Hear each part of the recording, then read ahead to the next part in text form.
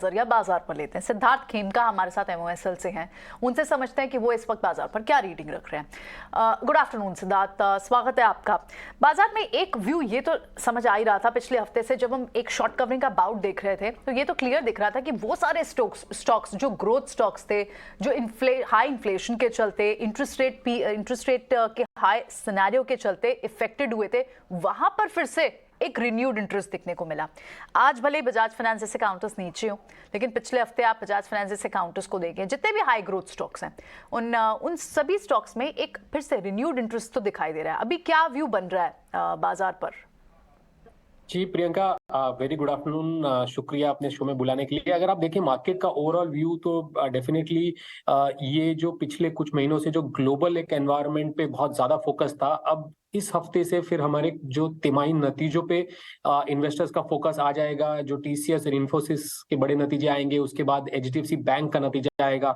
पिछले हफ्ते हमने देखा जो बड़े कंपनीज ने अपना बिजनेस अपडेट दिया, उसके ऊपर काफी रिएक्शन था। तो जो फाइनेंशियल्स हैं, बैंक्स, एनबीएफसीज, उन्होंने अपना बिजनेस अपडेट दिया, काफी स्ट्रॉन्ग अपडेट था, जिसको लेकर उन स्टॉक्स में भी काफी फोकस आया। आरबीआई ने एक सरप्राइज जो पॉज ले लिया, उसके वजह से भी फाइनेंशियल्स और इंटरेस्ट रेट सेंसिटिव्स पे काफी फोकस था। तो ओवरऑल अगर आप देखें तो ये जो शॉर्ट कवरिंग जो एफआईएस का था, ये सारे न्यूज फ्लोज जो आपको बिजनेस अपडेट्स थे, इन सारे ने निफ्टी में एक अच्छी मार्केट में एक अच्छी बढ़त एक बहुत ही कम समय में दे दी है। अगर ओवरऑल रिजल्ट्स की बात करें तो हमारा तो अनुमान है कि ये क्वार्टर जो है जो नॉर्मलाइज्ड अर्निंग्स ग्रोथ होगा। टॉप लाइन में डेफिनेटली एक ग्रोथ स्लो डाउन है। हमारा अनुमान है ओवरऑल निफ्टी में सेल्स करीबन 9 से 10% ग्रो होंगे, बट उसके सामने मार्जिन एक्सपेंशन की वजह से जो एबिटा और नेट प्रॉफिट है वो कहीं ना कहीं 15 से 17% का ग्रोथ का अनुमान है। तो ये जो ग्रोथ है वो पिछले 3 क्वार्टर से कम होता जा रहा है, जिसकी वजह से अगर आप देखें तो मार्केट में भी एक ठहराव है। इस ग्रोथ को मेजरली 2 सेक्टर्स ड्राइव करने वाले हैं। उसमें से बैंकिंग फाइनेंशियल्स जो है वो सबसे पहला है। 70% जो इंक्रीमेंटल ग्रोथ है वो इन्हीं स्पेस से आएगा। और जो दूसरा स्पेस है वो है ऑटो अनदर 20% जो है कंट्रीब्यूशन। सो आपका 90% जो अर्निंग्स ग्रोथ है ये 2 सेक्टर कंट्रीब्यूट करेंगे, और यहीं आपको अच्छे नंबर्स जो तिमाही नतीजे देखने को मिलेंगे। हमने बैंकिंग फाइनेंशियल्स का बिजनेस अपडेट देख लिया। अब ऑटो स्पेस में भी अगर आप टाटा मोटर्स की बात करें, उन्होंने बहुत अच्छा बिजनेस अपडेट दिया। तो ये 2 स्पेस है जहां पे आप पॉजिटिव नतीजे लेके चल सकते हैं। बट एक जो ग्लोबल एनवायरनमेंट है वो कहीं ना कहीं जाकर मार्केट को रुकाने का या ठहराव देने का पोटेंशियल रखता है, क्योंकि ग्लोबल कंसर्न्स अभी तक गए नहीं है। चाहे वो आप इन्फ्लेशन की बात करें, चाहे वो एक और US Fed interest rate hike की बात करें, चाहे वो इकोनॉमिक स्लोडाउन की बात करें, तो ये सारे अगर आप रखते हैं तो यहाँ मार्केट हमें लगता है कि 17,800 18,000 पे कहीं ना कहीं जाके रुक सकता है। ठीक है, तो 18,000 के पास जाकर मार्केट रुक सकता है। सिद्धार्थ जी, अभिषेक बोल रहा हूँ।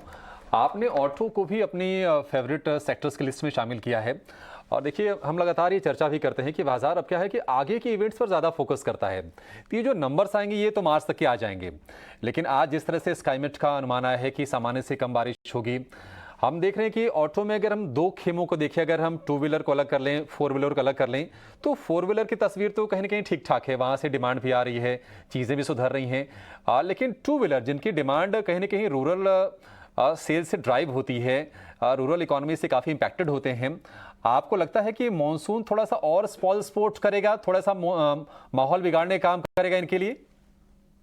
जी अभिषेक, बिल्कुल एकदम आपने सही पकड़ा। अगर हमारे ऑटो स्पेस की बात करें तो हमारा जो प्रेफरेंस है वो 4 व्हीलर्स, सीवीज, फिर आप ये जो ट्रैक्टर्स एंड 2 व्हीलर्स के ऊपर आता है। तो हमारा जो प्रेफरेंस है वो 4 व्हीलर्स एंड सीवीज के प्रति है। हमने देखा बजट में भी गवर्नमेंट का capex focus pending infrastructure side पे बहुत था। तो हमें लगता है कि सीवी साइड में जो रिकवरी है वो इस साल देखने को मिलेगी। पैसेंजर व्हीकल्स में अच्छा ग्रोथ है। जो हमने एक रिसेंटली अपना एक रिपोर्ट निकाला था, जिसमें हमने देखा कि पिछले जो 3-4 सालों से जो ओवरऑल ऑटो क्षेत्र को जो प्रॉब्लम्स आ रहे थे, वो कहीं ना कहीं कुछ ना कुछ एक एक करके वो प्रॉब्लम सॉल्व हो रहे हैं। तो सबसे पहला जो था आपका हायर कॉस्ट ऑफ ओनरशिप, अब वो अफोर्डेबिलिटी बढ़ रही है overall, and specially on the cars passenger vehicle side, जहां पे ग्रोथ डिमांड काफी बड़ा है। कंपनीज ने भी कॉस्ट एब्जॉर्ब किया है, थोड़ा बहुत पास ऑन किया है, अब वो नॉर्मलाइज हो गया है, तो जिसकी वजह से भी अफोर्डेबिलिटी बढ़ रही है।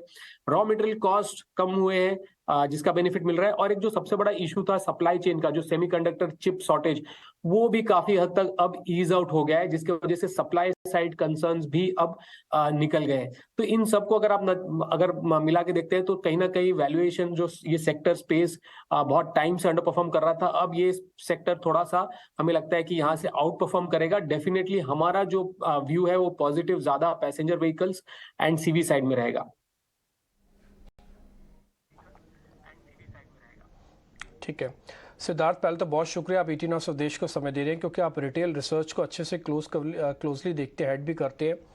तो इसलिए मैं ना एक रिटेलर का व्यू पॉइंट से आपसे क्वेश्चन पूछ रहा हूँ। मान लीजिए 16,800 पे हमने बहुत तपस्या की और इसके बाद हम 17,500 600 अपनी आंखों से देख पा रहे हैं, हमारी स्क्रीन पे दिख रहा है। तो ये हमको बुक करके बाहर आ जाना चाहिए या फिर अभी बने रहना चाहिए? इसमें कुछ शेयर ऐसे भी होंगे जिनके मेरे लॉसेस कम हुए हैं, कुछ शेयर ऐसे भी होंगे जिनका मेरे पास अच्छा प्रॉफिट भी आया है। मैं अब ये चेक ना करूं, मैं एक झटके से इससे बाहर आ जाऊं, ऐसा कर सकता हूं क्या? जी डिम्पी जी, शुक्रिया। देखिए, ये क्वेश्चन का आंसर देने के लिए आप अगर एज एन इन्वेस्टर आपका होराइजन क्या है, अगर आप शॉर्ट टर्म ट्रेडर हैं या एकदम 2 महीने 3 महीने पोजिशनल ट्रेडर हैं, तो डेफिनेटली मुझे लगता है कि आपको ये कॉल लेना पड़ेगा और आप ग्रेजुअली एग्जिट करिए। देखिए, इंडेक्स तो एक एग्रीगेट है, बट यहीं पे अगर आप इंडेक्स में आप देखें तो कुछ सेक्टर्स हैं या कुछ स्पेस है जहां पे अच्छा मोमेंटम है, मार्केट में इंटरेस्ट है, उन क्षेत्र में आप डेफिनेटली अभी बुक मत करिए। अभी ये बहुत अपसाइड है। स्पेसिफिक स्टॉक्स है जहां पे अच्छे मोमेंटम देखने को मिल रहे हैं। लार्ज कैप में अगर आप बात करें तो कैपिटल गुड स्पेस हो गया, बैंकिंग फाइनेंशियल्स हो गए, कुछ चुनिंदे ऑटो शेयर्स हो गए। सीमेंट स्पेस में हमने देखा कि काफी इंटरेस्ट है। अब ये नया सेक्टर जो काफी दिनों के बाद उभर रहा है वो है फार्मा स्पेस। वैल्यूएशंस में रिस्क रिवॉर्ड काफी फेवरेबल है, स्टॉक्स बॉटम से टर्न आउट होके फेवरेबल। तो ये सब स्पेस में आप ग्रेजुअली प्रॉफिट बुक करिए, फुल एग्जिट मत लीजिए। अगर इसको छोड़ के कुछ सेक्टर्स है जैसे बहुत ग्लोबल कमोडिटीज है, ऑयल एंड गैस, मेटल्स, यहाँ पे आप डेफिनेटली अगर आप प्रॉफिट ले रहे हैं या आपका लॉस कम हुआ है तो डेफिनेटली आप यहाँ पे एग्जिट ले सकते हैं।